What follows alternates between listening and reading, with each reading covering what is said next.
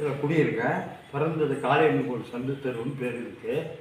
இதுக்கு முன்னாடி இருந்தது பேர், இந்த காளி பேர் வந்து எல்லை காளின்னு பேர். அதுக்கு முன் மண்கரையத்தில் வச்சு நாங்கள் வேப்பாளையை வச்சு கோயிலில் போய் குடம்புத்தியில் பூத்தப்படிக்கலில் வச்சு கரகம் எடுத்துகிட்டு வருவோம். அக்கடி கட்டி வேலோடு வருவோம். வந்து அம்மா இறக்கி வச்சுருப்போம். அப்போ ஆயாரம் தான் பூத்துட்ருப்போம். அதுக்கப்புறம் என்ன கேட்டிங்கன்னா, கோயில் ஓட்டு வீட்டில் தான் இருந்துச்சு.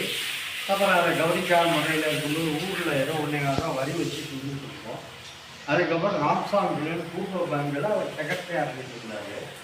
அவர் இந்த கோயிலை வளப்படுத்தணும்னு அவர் ஆசைப்பட்டார்.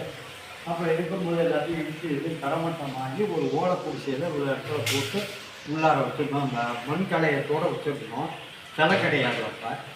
அப்போது நான் வேண்டிக்கிட்டேன், தம்பி வெளிநாடு போனாக்கா இந்த கோயில் கும்பாசத்துக்கு பணம் கொடுக்குறேன்னு வேண்டிக்கிட்டேன். அப்போ என் தம்பி போய் அமெரிக்கா டாலரை 6000 ரூபாய் பத்து கொண்டு வந்து செக்கை கொண்டு வந்து கொடுத்தேன். ஏகப்பட்ட வட்டி வாங்கியிருந்தேன். ஆனால் அந்த கோயிலுடைய இது உள்ளவங்க சொன்னாங்க, நீ தான் ரொம்ப கஷ்டப்படுறீங்க, அதனால் இப்போ ஏன் கொடுக்குற அப்படின்னா, இல்லை இல்லை அம்பாளுக்கு இப்போ தம்பி வந்து அந்த பைசன் வந்து கொடுக்குறா, அதனால் கொடுக்கணும்னு கொடுத்தேன். அப்போது இந்த கோயிலில் வந்து 9 பேர் நிர்வாகத்துக்கு வந்தாங்க. ராம்சாங்குள்ள கிழக்கு சீனிவாசன், சின்ன கிழக்கு ஒருத்தர், சண்முகசுந்தரம்னு ஒருத்தர், அப்புறம் கலை பெருமானுங்கிறவங்க வந்தாங்க. நான் ஒரு ஆள் தான். அவங்கெல்லாம் போயிட்டு இருக்கும்போது கொடுத்தேன். இந்த சர்ப விநாயகர் பற்றி சொன்னேன். இதை சொல்லிவிட்டு அது சொல்லுவார், இதை சொல்லுவார். இந்த சர்ப விநாயகர் இருக்கும்போது அவர் ராம்சாங்குள்ள வந்து கோயில் கனவுல வந்ததாக சொன்னார்.